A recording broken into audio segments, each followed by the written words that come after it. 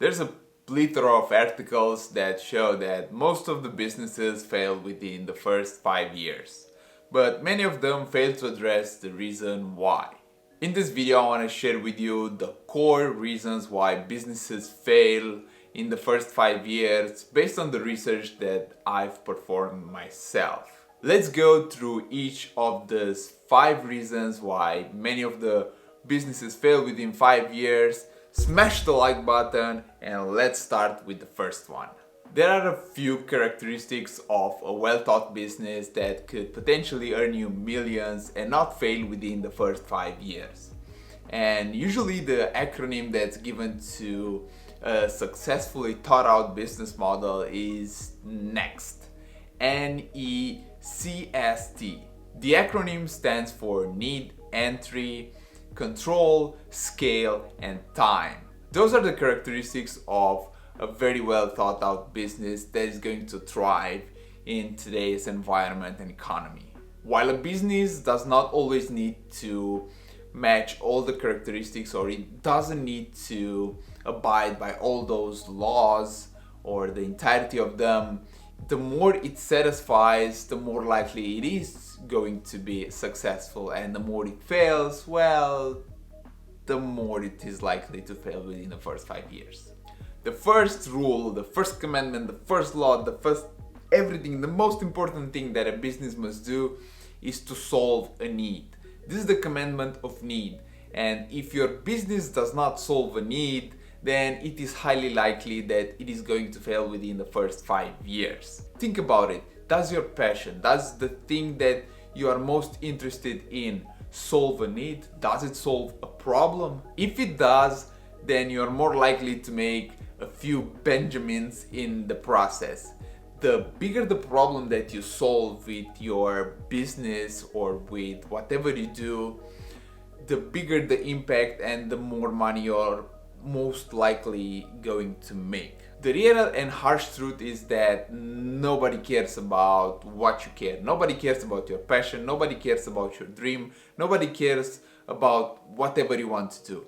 Everyone cares what you can do for them. Until that point, nobody's going to care about your dream, your business, or whatever you want to do with your pursuit. There's a nice quote that says, "People don't care how much you know until they know how much you care." So show people what you can do for them, solve a problem that they have, and then they will pay you back, they'll recompensate you with either their money, their time, their attention that will make your business thrive in the process. Let's take me for example. No one cares what I do here, that I talk about this stuff, until they know how much I care about trying to give them all the knowledge that I have about financial education and about financial literacy in order to give them the power to get back their life, to get back their freedom, to have the ability to choose, to have their options back in their hands and not in hands of debt, or not in hands of things that or places that don't enjoy or they even hate. The second commandment, or the second law that a business must abide, is quite frankly entry. The lower the entry it is into a business avenue or in a business pursuit, the more likely the business is going to fail. Because when the entry is low, also the competition is very, very high. Because the competition is high, it is less likely that you can make a big impact into that field or in that pursuit. The more people are in, the more the impact is going to spread between those people or between the competitors in that field or in that marketplace. High entry barriers usually show roads less traveled to wealth.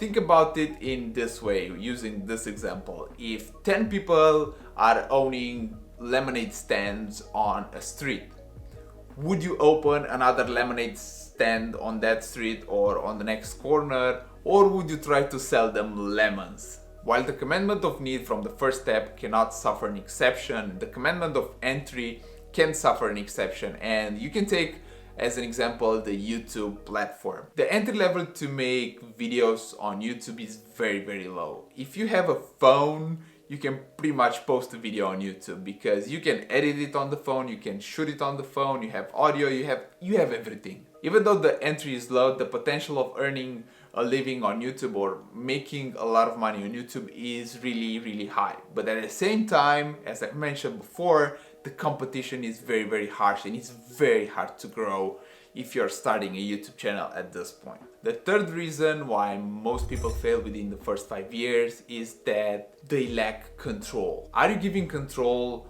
of your wealth driver to someone else, or are you in control of everything that's going on into your business? Can you choose what product do you launch? Can you choose how to price it? Can you choose how to market it? Are you able to make worthwhile choices or significant choices that could impact the business for the next 5 to 10 years? You should be able to choose in your business scenario if you want to go on the path of a subscription model business, or if you want to go on a one-time fee business, if you want to sell something for a lump sum, if you want to build something and then sell it as a whole. You must be able to control your business pursuit in order to have a better chance of surviving in the next 5 years. Being in control of your system that is producing you money, or your business system, gives you the power to pivot and to change whenever things don't work. If you see that the one-time fee scenario doesn't work, you can pivot to a subscription-based model, maybe on a lower fee, but you have recurring income that's coming in every single month, and maybe it's going to sustain your business and give you the power to pivot whenever things go wrong or are becoming harder in the process. The fourth commandment, or the fourth law that a business must abide by, is the commandment of scale. If your business model is not scalable, then there's a high probability that it is going to fail. The less scalable the business is, the more limited it becomes. Think about a coffee shop. There are only so many lattes that you can sell in one day. There are only so many customers that you can sell in one day, in one area basically, because no one's gonna come from Pittsburgh to buy a coffee in, Bucharest. Come on, it's going to be insane.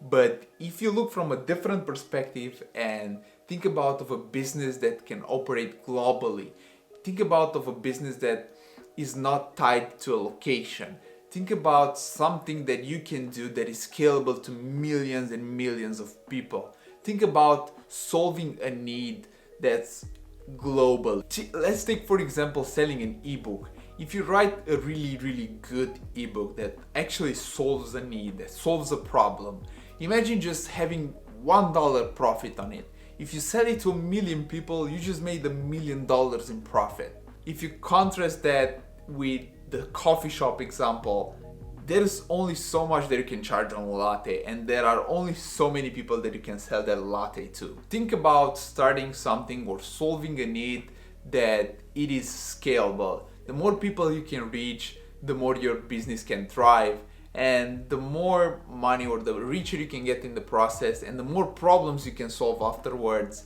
if you think about this from the beginning. The last characteristic that a business must have is detachment from your time. Can your business operate without you? Can you detach from your business for a period of time and still produce revenue, still produce income? Are you able to detach your presence from the business completely and then still having revenues? If you have to constantly feed the business with your time forever, it basically becomes a job. If you cannot generate money while you sleep, then it is going to be a big deal breaker, and it's going to make your business most likely fail within the first 5 years. If you contrast the previous example with the coffee shop and the ebook, you can see that the coffee shop is really time sensitive.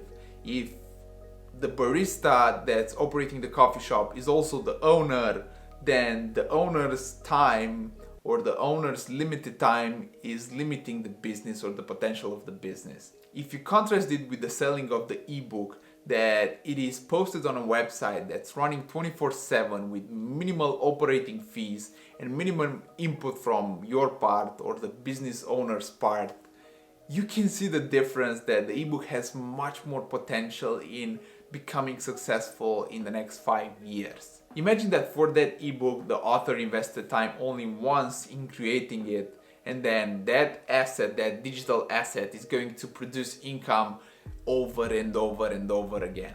If you stop selling lattes, if the owner in that example that owns the coffee shop stops going to the coffee shop to sell coffee, the business will pretty much die.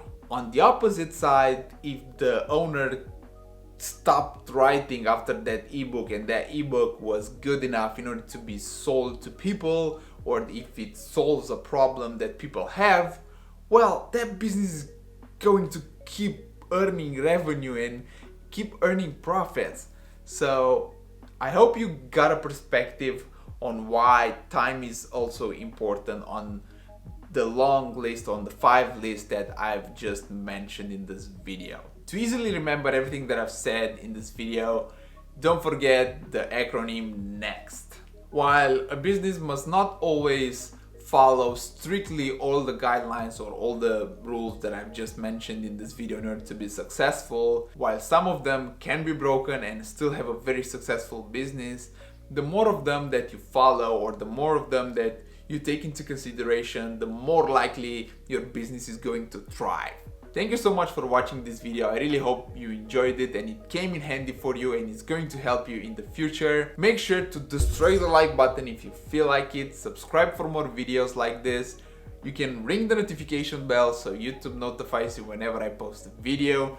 You've been awesome. I've been Alex and I'll see you in the next one. Peace.